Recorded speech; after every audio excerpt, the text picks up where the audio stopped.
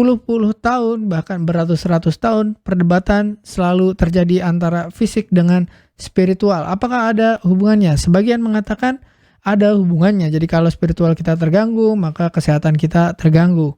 Atau kebalikannya, ketika tubuh kita kesehatannya terganggu, maka spiritualitas kita terganggu. Tapi ada juga yang berpendapat sebaliknya, semua itu tidak ada hubungannya, hanya khayalan belaka.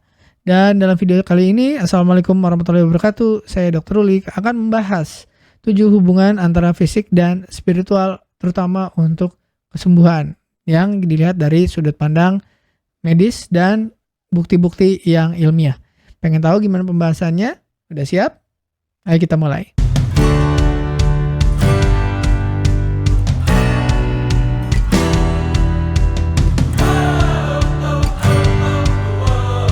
Nah, sebelum kita masuk ke situ, kita harus bedakan dulu antara spiritual dengan religius. Jadi religius itu adalah berupa simbol-simbol. Jadi kalau misalkan Anda Muslim, Anda sholat, Anda berpakaian yang Islami gitu ya, atau kalau Anda Kristen, Anda sering ke gereja dan sebagainya. Tapi spiritualitas itu adalah hubungan dengan Tuhan. Jadi banyak orang secara tampilan religius tapi spiritualnya tidak mendukung. Atau kebalikannya, tidak terlalu tampak religius, tidak terlihat agamis, tapi ternyata memiliki hubungan yang kuat dengan Tuhannya atau spiritual. Nah, yang kita bahas di video ini adalah spiritualitas atau hubungan antara kita dengan Tuhan. Merasa dekat, merasa nyaman, merasa tidak ditinggalkan. Dan ternyata dari banyak penelitian, yang pertama, stres bisa berkurang dengan ibadah dan meditasi yang spiritual, bukan meditasi yang religius. Jadi doa, kemudian zikir dan meditasi ternyata terbukti menurunkan kadar hormon stres seperti kortisol, kemudian adrenalin dan epinefrin. Dan juga dengan doa, zikir atau meditasi bisa meningkatkan ketenangan batin sehingga kesehatan jantung dan sistem imun kita akan meningkat. Juga mencegah gangguan kecemasan dan depresi. Jadi yang namanya stres itu bisa nanti jatuhnya ke cemas atau depresi dan akhirnya mengakibatkan keluhan fisik. Jadi bisa jadi sakit jantung, diabetes, hipertensi, dan lain-lain. Bahkan sampai kanker sekalipun. Jadi dengan mengurangi stres itu banyak sekali penyakit yang bisa dicegah.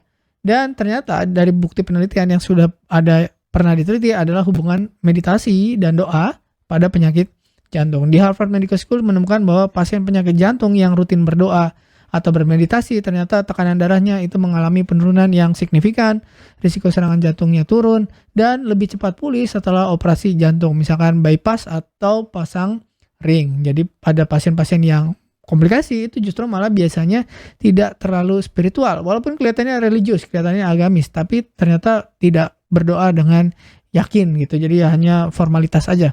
Nah, ternyata dari kasus nyata yang pernah saya alami juga, saya pernah ngalamin ada pasien yang mengalami tekanan darah tinggi baru 2 minggu ya, sebelumnya nggak pernah. Terus sudah ke dokter diberikan obat antihipertensi waktu datang ke klinik saya. Itu mengeluh karena selama ini nggak pernah hipertensi. Waktu diperiksa semuanya normal, dicurigai memang belum sampai resistensi insulin baru karena stres yang kronis. Dan waktu itu disarankan, ya saya sarankan untuk lebih banyak mendekat pada Tuhan, ya untuk meningkatkan spiritualitasnya, bukan religiusitasnya. Jadi ibadah-ibadah yang memang langsung dekat pada Tuhan, berdoa di waktu malam. Jadi kalau pada pasien yang Muslim saya anjurkan untuk tahajud, zikir, pada pasien yang Kristen untuk berdoa di waktu tenang, waktu teduh gitu ya. Dan itu ternyata berhasil. Banyak pasien itu termasuk di pasien ini setelah 3 bulan tekanan darahnya berangsur-angsur normal tanpa obat. Jadi yang 2 minggu kenapa dia tinggi itu biasanya karena stres yang baru saja terjadi. Itu. Dan pola hidup sehat dalam ajaran agama itu saya temukan di semua agama. Jadi hampir semua agama itu mengajarkan untuk pola hidup sehat, jadi makan harus seimbang, makan harus sehat, tidak berlebihan. Bahkan banyak agama, kalau bisa dikatakan hampir semua agama itu pasti ada pasti ada anjuran untuk puasa, pasti ada anjuran untuk mungkin misalkan sedekah, pasti ada anjuran untuk makan tidak berlebihan, pasti ada anjuran untuk berbagi makan dengan sesama. Jika kalau semakin kita spiritual ya, bukan religius, bukan hanya tampilannya aja, benar-benar kita meyakini bahwa agama itu akan menyampaikan kita kepada Tuhan, ternyata itu akan kita mengikuti perintah Tuhan di agama masing-masing. Dengan kita mengikuti perintah itu, kita akan mengikuti gaya hidup yang sehat sesuai dengan yang disampaikan di agama tersebut. Dan tadi saya bilang hampir semua agama Ya kalau bisa dibilang semua agama pasti mengajarkan ada salah satunya puasa. Dan puasa terbukti secara ilmiah baik untuk meningkatkan metabolisme sel dan regenerasi sel-sel. Ya bahkan penemunya itu dapat Nobel ya. Dan dengan kita puasa itu menjaga tubuh, tapi kita juga menjaga kebersihan, misalkan dengan mandi, dengan apa yang semua itu ada juga di ajaran agama. Jadi bersih tubuh, bersih hati sebagai bentuk ibadah, stresnya kurang, tubuhnya, fisiknya sehat. Dan dari penelitian ilmiah, puasa itu tahun 2016, penelitian dapat Nobel namanya Yoshinori Osumi menemukan bahwa puasa itu memicu yang namanya otofagi. Otofagi itu membuat tubuh kita jadi lebih bersih, memperbaiki kerusakan, menghilangkan sel-sel yang jelek gitu ya. Dan kasus nyata yang saya pegang juga pasiennya usia 50 tahun itu mulai peradangan sendi. Jadi di lutut, di ini karena penyebabnya berat badannya memang agak lebih gitu. Jadi disarankan untuk ngatur makan terus mulai puasa. Jadi dia puasanya hanya Senin Kamis. Puasanya mungkin 18 jam, bisa sampai 24 jam kadang-kadang ya. Dan makan di waktu dia tidak puasa itu dibuat supaya makannya tetap memuaskan tapi tidak berlebihan. Ya, atau makannya secukupnya. Dan dalam waktu 6 bulan, pasien ini mengalami satu berat badannya turun 10 kilo. Dan nyeri sendinya itu bisa berkurang sangat drastis. Kenapa? Karena tadi penyebabnya ya berat badannya lebih gitu ya. Dan kadar gula darahnya lebih stabil. Pasien ini belum diabetes tapi sudah resistensi insulin, sudah berat badan berlebih, sudah nyeri sendi dan lain-lain. Dengan mengurangi berat badan aja itu banyak masalahnya bisa berkurang. Caranya dengan apa? Yang paling cepat dengan puasa. Jadi semakin dia menjalaninya dengan barengin sama ibadah, spiritualitas, jadi dibarengin sama puasa Senin Kamis, itu dia lebih konsisten untuk berpuasa gitu. Dan karena memang diniatinnya untuk ibadah, itu akhirnya nyampe ke harapan yang dia harapkan gitu ya. Terus untuk kesehatan jantung, jadi menurut penelitian yang ketiga ya, orang yang sering bersyukur itu memiliki tekanan darah lebih stabil. Jadi dengan kita setiap hari, setiap saat selalu bersyukur, terima kasih Tuhan saya bisa bernapas, terima kasih Tuhan saya bisa bangun tidur, terima kasih Tuhan saya bisa apa ya, semakin kita sering bersyukur itu ternyata mengurangi risiko penyakit jantung hingga 30%. Karena penyakit jantung 30%-nya bahkan bisa dibilang hampir 80%-nya itu penyebab awalnya adalah stres kronis. Stres kronis itu bisa karena cemas, depresi, banyak pikiran, overthinking, dan lain-lain. Jadi dengan sering kita bersyukur, kita bisa mengurangi risiko serangan jantung sangat besar. Bahkan sampai 30%. Jauh lebih besar daripada kita misalkan minum obat penurun lemak darah. Jadi kita minum obat penurun lemak darah itu nggak nyampe penurunan risiko 30%. Tapi cuma dengan bersyukur itu jauh lebih tinggi efeknya terhadap risiko serangan jantung. Dan orang yang bersyukur ternyata cenderung lebih bahagia dan punya imunitas yang lebih kuat. Jadi lebih jarang sakit ya, badannya lebih segar, ya mukanya berseri-seri ya. Kelihatan orangnya menyenangkan gitu ya, nggak jutek gitu ya. Nah, ternyata dari penelitian efek rasa syukur terhadap kesembuhan juga sangat besar. Di University of California menunjukkan bahwa pasien yang sering menulis jurnal rasa syukur ya. Jadi Anda siapkan kertas ya atau buku gitu ya, tiap hari nulis 3 hal yang saya syukuri hari ini gitu. Penelitian begitu doang. Dan ternyata hasil yang pasien yang rutin bersyukur itu lebih sedikit gejala nyeri kronis. Jadi misalkan tadinya jari-jarinya nyeri atau pinggangnya nyeri, dengan lebih sering bersyukur ternyata nyeri-nyeri sendi itu, nyeri lutut segala macam itu bisa berkurang banyak. Ya. Dan peningkatan kualitas tidur. Jadi pasiennya yang tadinya susah tidur atau tidurnya suka terbangun malam hari itu jauh berkurang. Ya kualitasnya jadi lebih baik dan sistem imunnya lebih kuat. Jadi nggak pernah sakit, nggak pernah pilek segala macam, masuk angin juga jarang-jarang. Nah kasus nyata sendiri ini ada saya pasien yang penderita kanker dan sudah terminal, maksudnya sudah stadium 4 lebih dan hanya menunggu sampai akhirnya tubuhnya menyerah dan harus kemo, harus apa segala macam, ya mentalnya sudah down. Ketika itu saya cuma sarankan untuk menulis apa yang disyukuri setiap pagi. 3 hal aja. Hari ini saya bersyukur karena masih bisa bangun, masih bisa melihat anak-anak saya, masih bisa bernafas, masih bisa apa. Gitu setiap hari 3 aja. Dan ternyata dia merasa lebih optimis dan tidak mudah stres. Yang tadinya banyak pikiran, nanti gimana kalau saya meninggal, nanti gimana kalau saya ini nggak bisa bayar apa segala macam ya. Itu berkurang jauh drastis. Jadi lebih optimis, nggak gampang stres. Dan waktu dia menjalani kemoterapi itu tidak merasa beban. Jadi lebih ringan, lebih ikhlas, lebih ridho gitu ya. Kesehatannya membaik lebih cepat dibanding pasien lain yang setara dengan dia untuk stadium yang sama. Jadi waktu dia masuk rumah sakit untuk kemo, itu cepat untuk bisa keluar lagi, untuk bisa jalan-jalan lagi. Walaupun sampai sekarang masih dalam proses untuk gimana nih, apakah mau dilanjutkan atau enggak gitu. Tapi yang jelas sekarang dia jauh lebih semangat, lebih bahagia gitu ya, tidak murung gitu ya.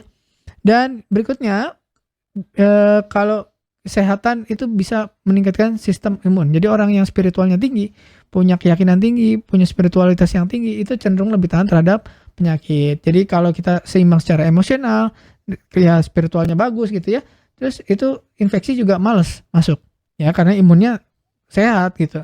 Dan dari banyak penelitian ternyata pasien dengan keyakinan spiritual yang kuat itu lebih cepat sembuh dari penyakit. Ini penelitiannya waktu kemarin COVID.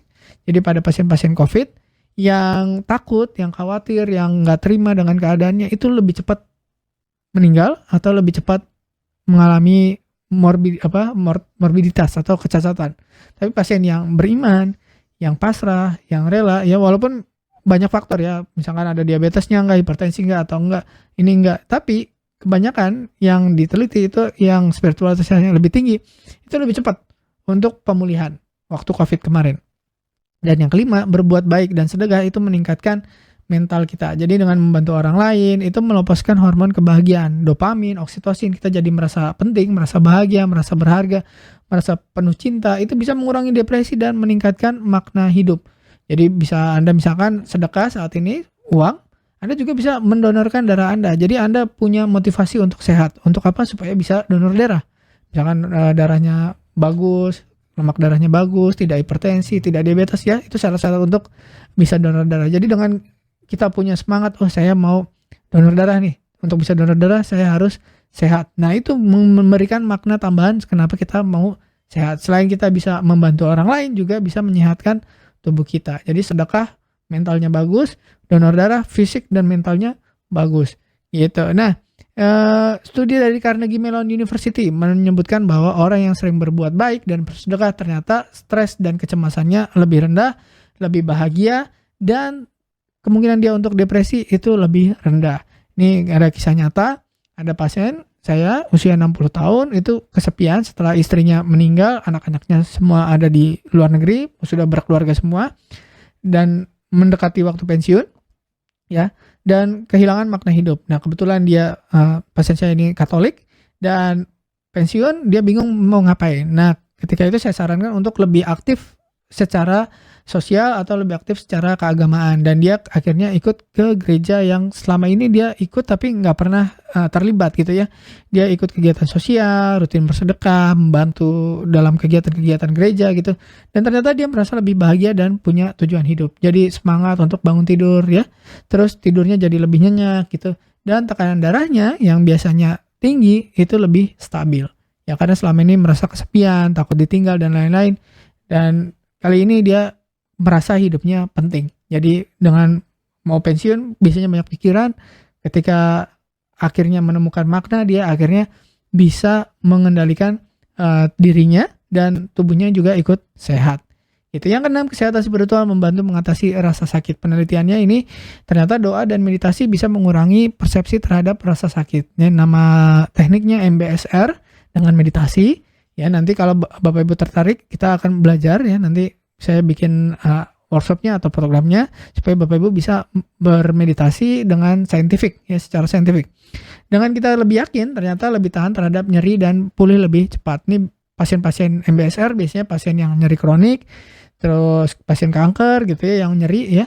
Dan efek placebo lebih tinggi pada orang yang punya keyakinan spiritual. Jadi menurut si Dr. John Kabat-Zinn yang pelopor dari MBSR, dia ngambil teknik dari banyak meditasi, dari Zen, kemudian dari Sufi, dari macam-macam ya, kemudian diambil secara saintifiknya, terus dilakukan pemeriksaan EKG, EEG gitu, ternyata memang besar sekali dampaknya. Jadi banyak pasien yang nyerinya tadinya skalanya 10 itu bisa berkurang jadi 5 atau 6, bahkan bisa 4 gitu ya, tanpa obat penghilangnya rasa nyeri, misalnya tanpa kokain, tanpa morfin, tanpa obat-obat yang sebenarnya bisa dibilang narkoba gitu, narkotik gitu, tanpa obat-obat itu, tanpa obat-obat anestesi.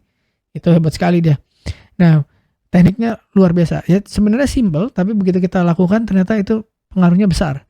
Yang terakhir, keseimbangan ya, fisik dan spiritual itu bisa memperpanjang usia kita. Jadi orang yang aktif secara spiritual hidup lebih lama dan lebih sehat. Kenapa? Karena tidak ada beban, tidak pernah stres ya, hubungan dengan Tuhan yang kuat dan hubungan dengan sesama yang mengasihi, yang mencintai, ingin berkontribusi, itu memberikan kita rasa damai dan mengurangi risiko untuk penyakit kronis. Jadi diabetes, hipertensi, terus sakit-sakit sendi, terus asam urat, itu bisa turun semua dan bahkan hilang tanpa obat. Jadi dengan kita hidupnya lebih bermakna, punya tujuan, ada yang harus dikejar, jadi hidup lebih bahagia, ingin berbagi, ingin berkontribusi pada sesama, dan jadinya hidupnya jadi lebih sehat. Ternyata ada ya hubungannya antara spiritual dengan fisik kita dan fisik kita dengan spiritual kita. Bedakan antara spiritual dengan religiosity.